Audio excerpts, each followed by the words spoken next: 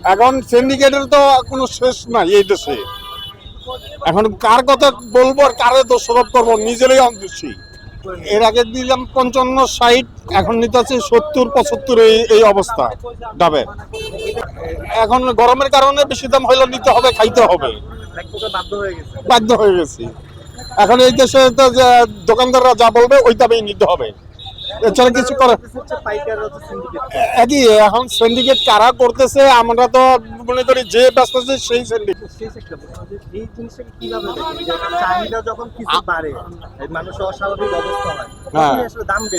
দাম বেড়েছে। আমাদের দেশে কোনো শৃঙ্খলা আইন কারণ কোনো বাজেট বাজার নাই, যার যেরকম খুশি সেরকম করে বেশি হয়ে গেছে। 7,000 টাকা শো কিনা, 80 টাকা বেচা, 80 আর 70 টাকা বেচা। কোনটা কত করে? এটা 80 টাকা, ওটা 70 টাকা। অনেকেই তো বলছেন ডাবের দাম বেড়ে গিয়েছে। বাড়ে তো গেছেই, টাকা দিবি বাবা। এটা কিনা 7,000, 70 টাকা কিনা, 80 টাকা বেচা, খরচ নাই। ওটা 70 টাকা বেচতেছি। বাড়ার কারণটা কি? গরমের সময় ডাবের দাম বেশি হয় বাবা, প্রত্যেকটা বছরই। এটা কি পাইকার বাজার সিন্ডিকেটে?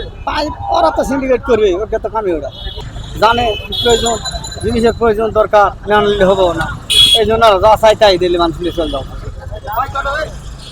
বুঝতে পারি। তারপর কোল্ড ড্রিঙ্কস, এগুলা সবাই এখন ঠান্ডা পানি এটা বেশি ব্যবহার করতেছে, আর এগুলো বেশি চলতেছে, কারণ গরমের অবস্থা বেশি খারাপ দেখা যাচ্ছে। প্রায় সব জিনিসের দাম বাড়তে, কেউ খাইতে পারে কেউ পারে না, এই জন্য খুবই অনেক দিনে কষ্ট হয়। আমার 2 টাকা আছে, ডাবের দাম বাড়ে সেই হিসাব করেন। ডাব তো যেটা আছে 100 টাকা আছে, 80 টাকা আছে, কেউ খাইতে পারে কেউ খাইতে পারে, সেটা বলা হয়। মানে বাজারের অবস্থা দেখি না না নাই না দাম হিসাবে ঠিক আছে, বাজার হিসাবে।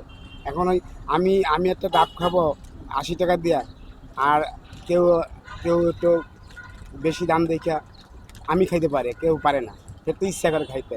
একটা পানি যদি আমাকে বাংলাদেশে 20 টাকা খাইতে হয়, তাহলে কিভাবে দেশটা চলতেছে তখন আপনারা বোঝেন। আমি কি বলবো, আগে ডাব কত করে খেতেন, এখন আসলে আগে ডাব খেতাম 70-60 এইভাবে। এখন গরমের ভিতরে দামটা বাড়ছে, এই হিসেবে বাড়তে পারে, আর নাহলে দামের দাম ঠিক আছে। আর আগের আমলে তো মানে যে অবস্থায় নারকেলই ছিল জোড়া 50-60 টাকা, এখন একটা নারকেল কিনতে গেলে পাওয়া যায় না গ্রামে, সব ডাব হিসেবে বিক্রি করে ফেলায়। সেই জন্য নারকেলের জোড়াই এখন 200 টাকা। এই হিসেব করে আমি আর কি বলবো। ধন্যবাদ।